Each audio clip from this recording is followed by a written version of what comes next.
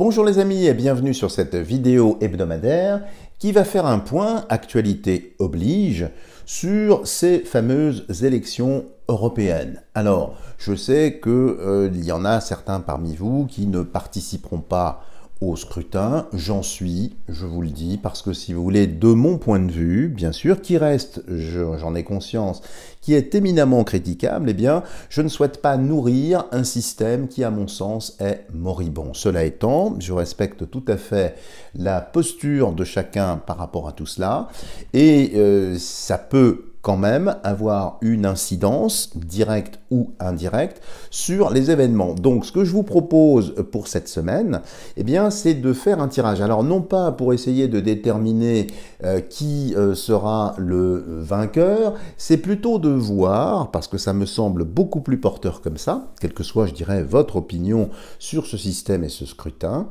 eh bien, de voir si effectivement l'issue de ce scrutin va ou non engendrer un changement. Est-ce que la table va être renversée? Est-ce que ça va engendrer quelque chose de nouveau, de salvateur, hein, il faut bien dire les choses, ou pas du tout. Donc ce que je vous propose, c'est de prendre l'oracle de Pascal pour voir un petit peu ce qui va ressortir tout simplement, et puis de prendre l'oracle de Béline, ça fait longtemps que je ne l'avais pas utilisé, pour voir effectivement en 9 cartes si on peut avoir plusieurs indications. Alors regardons tout de suite ce que nous dit l'oracle Pascal sur... Alors, non pas les résultats du scrutin, peut-être qu'il y aura effectivement quelque chose là-dessus, j'en sais rien, mais c'est surtout voir si cela va changer notre quotidien. Est-ce qu'effectivement il y aura un impact ou pas ici? Donc on va voir. Alors. Scrutin des européennes. Qu'est-ce que l'oracle de Pascal peut nous dire ici? Est-ce que ça va changer quelque chose pour nous ou pas du tout? Je n'en sais rien, mettre comme ça.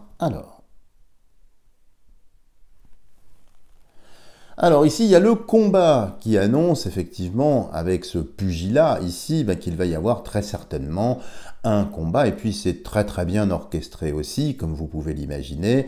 Hein, il y a tout ce qu'il faut pour, je dirais, prendre part. Hein. Diviser pour mieux régner, le fameux split to govern. En britannique ici, trouve vraiment son moyen d'expression le plus large. Donc il va y avoir effectivement un pugilat, un combat, bon, à main nue. Donc peut-être que les protagonistes qui, sur le devant de la scène, eh bien, se battent finalement, sont peut-être les meilleurs amis du monde, derrière, dans les coulisses. Hein. Donc en tout cas, ici, il va y avoir un combat, donc il y a un réel, effectivement, enjeu. Et de l'autre côté, l'opposition. Alors ça, c'est amusant parce que apparemment, ici, quand on met vraiment en parallèle le combat et l'opposition, c'est presque une phrase, c'est le combat de l'opposition ici. Mais l'opposition, et je vous invite, si vous ne l'avez pas encore fait, eh bien, allez voir la symbolique de cette carte un peu plus expliquée dans mes précédentes vidéos. Ici, c'est pas gagné non plus pour l'opposition, parce que c'est du fer contre du bois. On pourrait penser que le fer, ici, eh bien, tranche ce bâton, mais la vélocité du bâton permet d'avoir un retour de bâton. Tout ça pour dire que ici, est-ce que ça n'est pas une espèce de mise en scène, ce combat de l'opposition? Est-ce que tout ça n'est pas savamment travaillé? Je le pense. Parce que j'aurais préféré avoir une autre carte, peut-être un petit peu plus nette, un petit peu plus tranchée. Donc ça me fait penser, dans la coupe en tout cas, à, je dirais, une belle mise en scène, vous voyez, un suspense, voilà, il y a deux protagonistes, ils se battent, ils s'écharpent, c'est sensationnel, puis ça fait du bruit, du bois contre du fer, tout ça est extraordinaire, mais... on dirait en tout cas que l'opposition ici se démarque en quelque sorte. Soit par les voix, ça je n'en sais rien à ce stade du jeu, soit par une posture. Possiblement par un côté peut-être incisif, un petit peu plus mordant, fabriqué ou pas d'ailleurs, en tout cas, le jeu a l'air de basculer quand même vers des forces d'opposition, quelle que soit, je dirais, l'obédience ou la couleur de cette opposition. Et quand je dis obédience, bien sûr, à vous de comprendre ce que je sous-entends par là. Alors, on va regarder tout de suite ce qu'il en ressort. Est-ce que ça va avoir surtout une influence positive pour nous?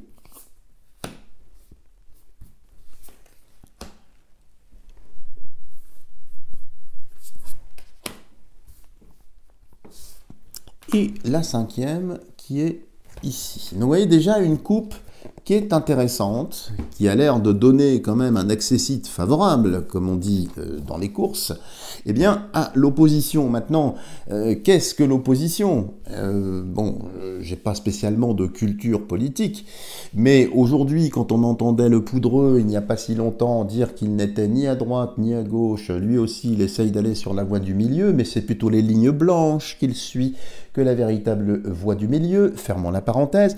Je ne sais pas, mais en tout cas ici, ce serait effectivement un courant, on va dire, qui serait contraire, qui serait opposé, entre guillemets, eh bien, à ce que nous vivons. Bon, regardons tout de suite. Alors, nous avons ici la possibilité. Alors, la possibilité, effectivement, pour certaines personnes, de s'emparer d'Excalibur, de cette épée, l'épée du pouvoir, l'épée de commandement. Il y a donc la possibilité, effectivement, de renverser les choses. Donc, c'est un scrutin, en tout cas c'est ce qu'indique cette carte-là, qui est important. Maintenant, cette importance, elle est peut-être tout à fait relative, puisque c'est quand même très surprenant de voir un chef d'État eh bien, prendre des décisions collégialement avec des personnes qui n'ont pas reçu de mandat, qui n'ont pas été élues. Donc, oui, est-ce que tout ça, si vous voulez, n'est pas fabriqué? En tout cas, moi, je reste à ce que je ressens ici. Effectivement, il y a une possibilité, donc tout dépend de qui va retirer l'épée, ce qui va se passer par la suite. Mais il y a un enjeu, et je pense que c'est plutôt ainsi qu'il faut le voir. De l'autre côté, la foudre. Un événement, effectivement, alors peut-être pour détourner l'attention, mais ici, ça montre effectivement un renversement de tendance. Donc ici, quand on voit ça, c'est pas que ça va changer immédiatement pour nous, mais ça va marquer pour, je dirais, le poudreux, la poudrette, la poudreuse, enfin tous ces gens-là, si vous voulez, la fin de quelque chose. Là, c'est net. C'est net. Et je vais même plus loin, j'ai pas l'impression ici, en tout cas à ce stade du jeu, qu'ils vont pouvoir cacher. Alors ils vont peut-être essayer d'étouffer les résultats, de les justifier, parce qu'il fait pas beau, parce que ceci, parce que cela. Ici, c'est quand même, vous voyez, une volonté divine de dire stop. Donc la tour, hein, le pouvoir, ici, est brisé, à sa tête. Donc il y a quand même quelque chose. Ça peut aussi vouloir dire un événement, un accident, quelque chose qui est provoqué aussi, peut-être pour détourner les choses. Mais en tout cas ici, si on reste vraiment sur le scrutin comme je le pense, c'est plutôt effectivement la fin de quelque chose. En haut, il y a le cheval. Le cheval, c'est une monture. La monture, ici, d'un point de vue politique, c'est plutôt le projet. Comme vous le voyez ici, ce cheval n'a pas de laisse, qu'est-ce que je raconte? De licol, n'a pas de selle, n'est pas prêt à être monté. Donc ça, c'est un projet. Alors, ce qui est très curieux ici, c'est que ce cheval dénudé, alors c'est lui qui va très certainement, effectivement, emporter les suffrages, mais vous voyez, il n'y a rien. Il n'y a pas de licol. Il n'y a pas de sel. Donc, est-ce que c'est un vrai projet ou est-ce que c'est un pseudo-projet? Est-ce que finalement c'est un pur sang ou bien est-ce que c'est un cheval de trait ou un pauvre canasson? Je n'en sais rien. Et c'est en haut. Donc, ce cheval, qui c'est pourtant une carte très dynamique, très positive, vous voyez, d'un côté il y a les armes, d'un autre côté il y a la monture. Mais les circonstances font capoter peut-être l'aura du cavalier. Quel sera le cavalier qui va enfourcher ce noble destrier? Ou bien peut-être ce canasson? Je n'en sais rien. Ça a l'air de dire que malgré, je dirais, peut-être un renversement de tendance, ce qui est tout à fait souhaitable, eh bien, dans les faits, ce cheval, il n'y a pas grand-chose qui change. Voyez, donc, on va voir la suite du jeu. Mais ici, il y a une forme de, non pas frustration, mais c'est la montagne qui accouche d'une souris, ou d'un cheval, ici en l'espèce. Donc, ça change pas grand-chose, comme s'il n'y avait pas de projet. C'est-à-dire, c'était comme si c'était un vote d'opposition, un vote contre. On vote contre, oui. Mais finalement, qu'est-ce qu'ils apportent de plus? On s'en fiche, on vote contre. Vous voyez ce que je veux dire? C'est donc une posture un petit peu contre, tout simplement. Parce que le cheval, ici, n'est pas en mouvement. Alors, dans la partie basse, la partie plus réalisée, c'est l'amour qui ressort. Alors, dans la partie basse ici, ça peut indiquer ces deux personnages, hein, par extension bien sûr, eh bien une coalition, des alliances, peut-être symboliquement deux palefreniers qui s'occupent effectivement du destrier ici, mais il y a un homme et une femme. Alors, est-ce qu'il va y avoir une alliance politique? C'est fort possible, hein, de l'une avec l'un ou l'un avec l'une, j'en sais rien. Mais aussi, ça peut vouloir dire une certaine, un certain rassemblement. Il y a des forces qui oui, qui s'agrègent, qui se réunissent. Et c'est quand même dans l'amour. Donc c'est quand même une carte ici qui parle, parce qu'il faut beaucoup d'amour pour effectivement déployer, enfin faire avancer un cheval ici. Donc peut-être qu'effectivement il n'y a pas véritablement de programme ici, si ce n'est faire bloc et s'opposer, parce que clairement ces élections, bon, encore une fois, moi je n'y participe pas, j'ai la franchise de le dire, parce que philosophiquement ça me pose un problème, je vous l'ai dit. Hein, je sais que je suis critiquable, mais dans les faits, je vous dis, c'est un théâtre d'ombre, puisque ça ne change rien ici, d'un point de vue national. Vous voyez ce que je veux dire? Puisque la volonté du poudreux et de son orchestre, c'est de faire disparaître sous le tapis la France. C'est un peu ça. Donc, ici, c'est plutôt une bonne volonté, une coalition pour s'opposer à tout un tas de choses qui, peut-être, viendront. Et au centre, ici, le mur. Alors le mur qui peut être une haie pour ce cheval à franchir. Donc ici, ça indique bien que de toute façon, dans les institutions, cette fois-ci, on va dire européennes, ben, ils sont comme emmurés, ils sont seuls. Donc c'est comme une espèce de fantasme. Mais dans les faits ici, hormis cette belle énergie ici qu'il faut quand même saluer, des forces qui s'agrègent, des forces d'opposition tout à fait, notre quotidien ici, on est dans le mur. C'est-à-dire qu'économiquement, il n'y a aucune décision qui seront prises, ça va simplement être une force d'opposition qui s'oppose, sans spécialement être proactif ou proposer des choses. Alors, hormis, effectivement, les effets de manche habituels, les emphases traditionnelles. Mais concrètement, ce qu'indique ici l'oracle de Pascal, ok, d'accord, on a changé, je dirais, la couleur du drapeau, très bien, mais dans les faits, c'est un mur. C'est-à-dire que ça ne change pas. Il faudrait effectivement que l'éclair qui a détruit le chapiteau de cette tour vienne également frapper le mur. Alors c'est peut-être une gradation aussi. Vous voyez, il y a peut-être d'abord la tour qui serait effectivement possiblement le Parlement en question, et puis ici les dominions, si on peut dire, ou les sous-provinces, enfin, je ne sais pas comment ils appellent ça. C'est un petit peu ça. Donc voilà ce qui ressort. Donc apparemment, avec l'oracle de Pascal, eh bien, il y a quand même l'opposition qui gagne. Mais c'est comme sur un théâtre. Vous voyez ce que je veux dire? Dans les faits, ici, il semblerait que maintenant, c'est possiblement, et je l'espère, une avancée. Je vous rappelle qu'ici, c'est la possibilité. C'est pas une réussite. On n'a pas eu la cible, par exemple, où la flèche aurait été directement dans le mille. Là, c'est vraiment autre chose. Voilà, alors ce que je vous propose de faire, c'est de poursuivre avec l'oracle de Béline. On va poser exactement la même question pour voir si on peut avoir un petit peu plus d'éléments sur, encore une fois, non pas le résultat du scrutin, parce que apparemment, ça n'a pas tellement d'importance, mais c'est surtout la résultante de cet événement. Est-ce qu'effectivement, ça va entraîner d'autres choses? Alors, on va regarder tout de suite.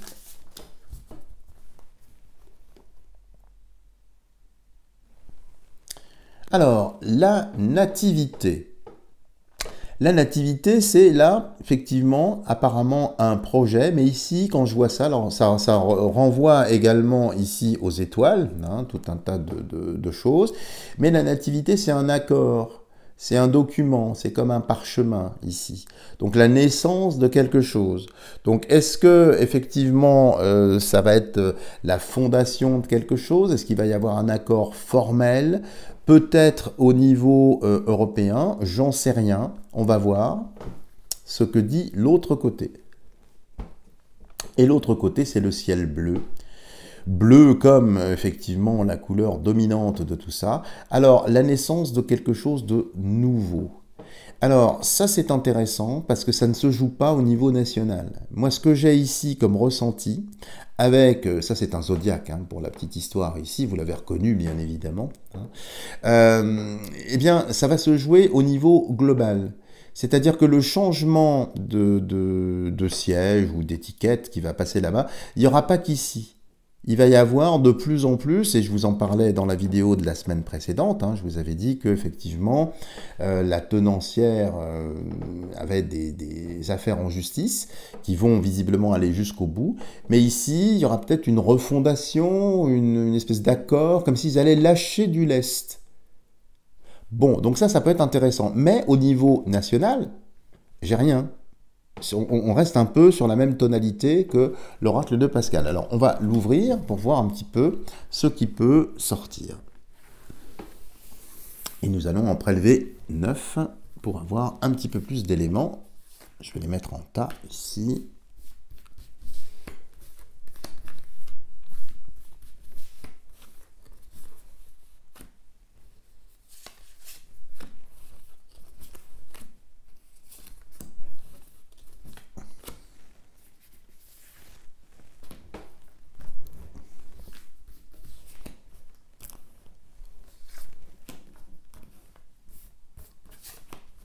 Et la 9e ici. Tout ça. Alors.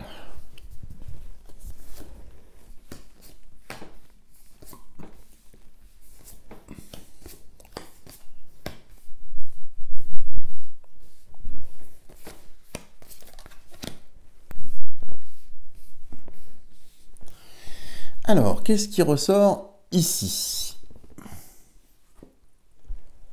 Stérilité. Bon, bah écoutez, effectivement, sur, voyez, l'issue du scrutin, ça nous répond déjà que ça ne sert pas à grand-chose tout ça, ce qui explique ma posture, hein, je ne vous demande pas de me suivre, hein, chacun est libre, vous croyez ce que vous voulez, c'est la planète du libre arbitre, hein, sur ce plan. Donc ici c'est stérile, donc tout ça c'est beaucoup d'agitation pour finalement pas grand-chose au niveau quotidien, au niveau national, j'entends. Ici, les honneurs, donc effectivement, quelqu'un va être consacré, mais ça ne remet pas en cause le Poudreux et son orchestre ici, donc il y a des honneurs, donc il y aura certainement bien, des résultats qui seront sans doute pertinents, intéressants, mais tout ça, vous voyez, ça me fait vraiment penser à une couronne et un sceptre un petit peu de pacotille. Un côté de stérilité, c'est des honneurs, mais c'est presque un titre honorifique. Donc finalement, cette réussite, alors il faut la saluer, hein, c'est très bien, c'est une force particulière qui s'exprime, hein, très bien, mais dans les faits, c'est stérile, hein, c'est ce que ça dit à gauche, donc si c'est stérile, bon, voilà. De l'autre côté, un accident. Alors on retrouve ici la dynamique de la tour qui est foudroyée, ici de façon beaucoup plus violente, ici avec Mars. Alors ici ça me fait penser tout de suite, quand je vois stérilité, honneur, accident, je pense que ceux qui sont aux manettes sont parfaitement au courant du résultat. Et ils ont prévu une sorte de plan B. Alors ça peut annoncer une dissolution.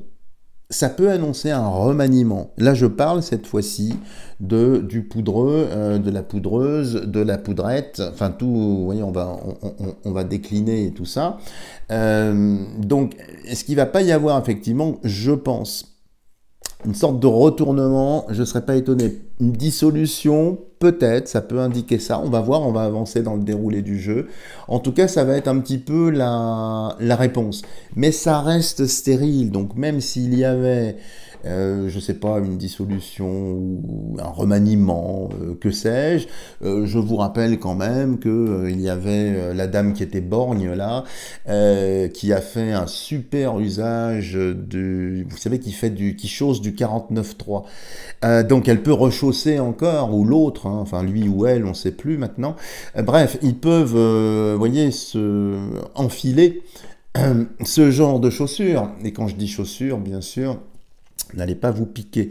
Voilà, enfin, vous voyez ce que je veux dire. Donc ça me fait vraiment penser ici à ça, une décision, mais qui reste stérile. On va voir après. La table. Alors la table, bah, effectivement, il va y avoir des invitations, il va y avoir des rapprochements, comme je vous le disais, mais tout le monde est copain, hein, donc ils essayent. Donc il y aura très certainement peut-être un silence radio à l'issue je dirais, du scrutin, pour dire qu'on réfléchit, on a pris acte, blablabla, et puis on va vous donner une version 2.0 du poudreux, hein, donc pourquoi pas. Mais ça, c'est aussi stérile. C'est une stérilité, c'est-à-dire que c'est du vent, ce sont des paroles, il n'y a rien qui débouche là, véritablement, hein, de ça. La carte centrale, qu'est-ce que nous avons? La trahison. Alors ici, ça peut annoncer effectivement que dans le cas de ces rapprochements, eh ben, ils vont se manger entre eux, ça c'est fort possible, qu'il va y avoir des dissensions, qu'il va y avoir des personnes qui vont partir, ça très certainement, c'est assez visible ici. Ça peut vouloir aussi dire que le scrutin, puisque c'est sous les honneurs, sera bidouillé. Alors, je ne sais pas combien il y a de tours à cette histoire-là, j'en sais rien, c'est peut-être au deuxième tour ou j'en sais rien, mais ici, il peut y avoir magouille. Mais je pencherais plus pour une magouille dans la réponse qui va être apportée. Vous voyez? C'est plutôt ça, mais en tout cas, trahison au centre, c'est pas très bon, hein. C'est pas très bon pour la suite des événements, non pas que ce soit dangereux, mais c'est fallacieux, vous voyez, il y a un côté qui n'est pas stable ici. Ah bah, je parlais d'instabilité, bah, on est encore dans l'eau ici. Alors avec ce bel esquif qui comporte le drapeau France, vous voyez, donc qui ballotte comme ça, effectivement. Donc ça va avoir un impact quand même sur la réputation française à l'international. Elle a déjà beaucoup souffert, mais là, je dirais, vous voyez, avec ces trois couleurs, où le rouge, eh bien, disparaît, c'est quand même assez révélateur ici, puisqu'il reste plus que le bleu et le blanc.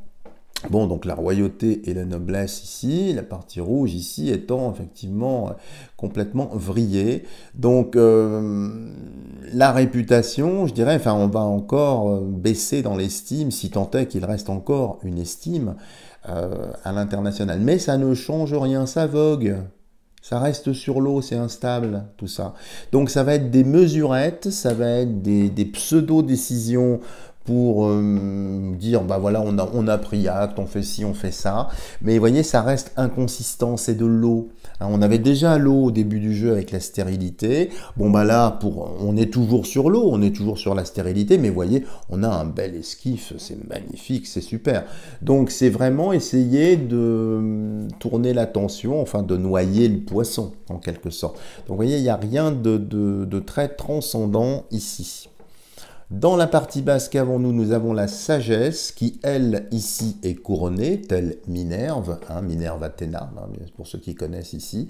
Donc, c'est quand même une chouette, hein, c'est un animal nocturne, ici, qui est couronné. Donc, de toute façon, ça annonce que les dés sont pipés. C'est-à-dire que ce scrutin, bon, je m'en doutais, certains d'entre vous aussi, c'est vraiment pour amuser la galerie. Mais ici, la sagesse qui est couronnée, qui est dans la partie basse, de toute façon, c'est presque tic-tac, tic-tac. C'est-à-dire qu'on arrive à la fin du pouvoir. Ceux qui sont là vont commettre de plus en plus d'erreurs, des choses mais encore plus visibles. Et la couronne, vous voyez, c'est pas courant hein, de couronner une chouette. C'est pas très chouette, si j'ose dire, aussi, de la couronner. Mais donc, ça veut dire que de toute façon, elle va tomber, cette couronne, ici. Parce que ce chat lève la patte contre aussi cette Minerve Athéna. Et c'est vrai que Minerve, ça m'énerve aussi. Pardon pour l'assonance, elle était facile, je ne pouvais pas la rater. Et continuons. Et ici, nous avons la renommée. Donc la renommée ici, c'est effectivement faire du bruit, mettre en avant certaines choses. Et pourquoi pas essayer de redorer son blason, de prendre un personnage peut-être, je ne sais pas, très très connu, très médiatisé, essayer d'embrouiller les pistes, voyez ? Peut-être dans les nominations ou dans ce qu'ils vont faire. Peut-être faire entrer dans l'équipe du poudreux, eh bien quelqu'un qui serait carrément, vous voyez, c'est comme une sorte de cohabitation, vous voyez, quelque chose comme ça. Mais c'est tellement artificiel avec, vous voyez, le clairon, enfin, tout ça est complètement artificiel. Donc c'est vraiment, ça sent la fin pour ceux qui sont aux manettes, ils le savent, donc ils vont faire un effet de manche, ils vont essayer d'aller puiser à droite à gauche. Donc finalement, ce scrutin, ça change rien pour nous. Ils vont essayer de changer, comme si on changeait les joueurs, hein, autour d'une table. Mais bon, en jouant sur la popularité, moi je veux bien tout ce qu'on veut. C'est l'efficacité qui compte, c'est pas la popularité. Hein, vous le savez bien. Alors, et pour finir, ben voilà, la tour est bien brisée, c'est la ruine. Donc finalement, et vous voyez, on l'avait déjà vu ici, hein, sur la première ligne du jeu, on l'avait vu. Et ici, sur la dernière. Donc ça montre bien que ce pouvoir... Et là, je parle du poudreux et son orchestre, c'est fini, hein, ils le savent. Donc, ils auront beau faire bonnet blanc, blanc bonnet, c'est pas la même chose, si, c'est important. Enfin, essayer de noyer le poisson, ça passera plus. Donc, c'est quand même important en tant que marqueur. C'est le marqueur de la fin de leur pouvoir, tout simplement. Voilà, les amis. Alors, pour finir cette vidéo, comme nous en avons l'habitude, je vais procéder à une petite lecture. Alors, cette fois-ci, j'ai changé un petit peu d'auteur, mais je reste un peu dans la même veine, parce que je vais vous lire un extrait d'un ouvrage, enfin il y en a 5 en fait, hein, qui s'appelle « Vers le soleil de Dieu », qui a été rédigé par la mère d'Arnaud Gourvenec, qui est un jeune homme qui est décédé et qui, pareil, enseigne ses parents et notamment sa mère. Alors le message dont je vais vous donner lecture date, c'est beaucoup plus récent hein, que les années 50, et date du 21 mai 2004. Alors pourquoi j'ai pris 21 mai 2004? C'est parce que c'est le jour où j'ai eu ma coupure internet et je trouve ça assez rigolo de voir à cette date-là, enfin en 2004 évidemment c'est amusant aussi, voir un petit peu ce qui nous est dit. Le titre du message est le suivant, c'est tiré du 5e tome, hein, pour ceux qui voudraient en prendre une connaissance plus large. Ça s'appelle « Les nouvelles communautés, l'encre du salut ». L'homme du 21e siècle n'appréhende plus que l'ombre de son âme. Comment pourrait-il alors se nourrir d'elle? Il est comme celui qui cherche à poursuivre le vent. Encore un peu, et tout cela aura disparu comme une ombre, envolé la foi, l'espérance et l'amour enseignés par le Christ. Tragique destin que celui de cette humanité pourtant privilégiée. Le reflux de l'âme en deçà de sa frontière mystique explique la plupart des maux de votre temps. Or ce reflux s'amorça d'abord dans une église au pouvoir si grand qu'aucun empire ne les connut, ce qui eut des effets d'autant plus dévastateurs, et elle ne fit rien pour les juguler, s'enlisant d'elle-même, hélas, encore plus dans un rationalisme étroit. Dès lors, la vague matérialiste n'eut plus qu'à recouvrir le monde. Qui décrochera l'encre du salut? Avez-vous jamais vu un arbre sec redonner du fruit? Si l'on fait ces choses au bois vert, qu'arrivera-t-il au bois sec? Se lamente douloureusement le Christ. Faut-il voir là une prémonition de la sclérose spirituelle à venir des clergés au fil des siècles? Si renaissance chrétienne il y a, elle ne pourra être le seul fait des églises telles qu'elles sont. Tous les bilans positifs pour redorer le blason de l'Église chrétienne, toutes les réformes conciliaires, toutes les tentatives œcuméniques n'y suffiront pas. Il fait déjà trop nuit.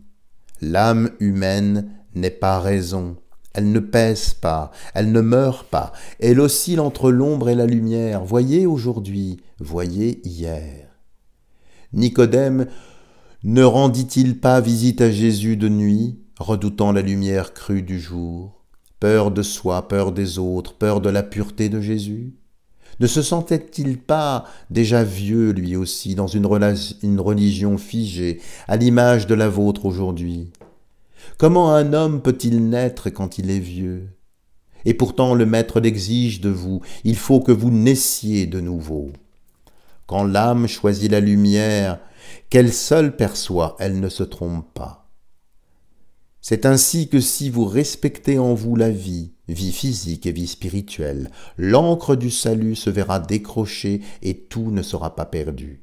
Alors l'Ecclésia Communio émergera d'une multitude de jeunes et nouvelles communautés, issues de toute la terre et d'au-delà, soudées par une tragédie commune.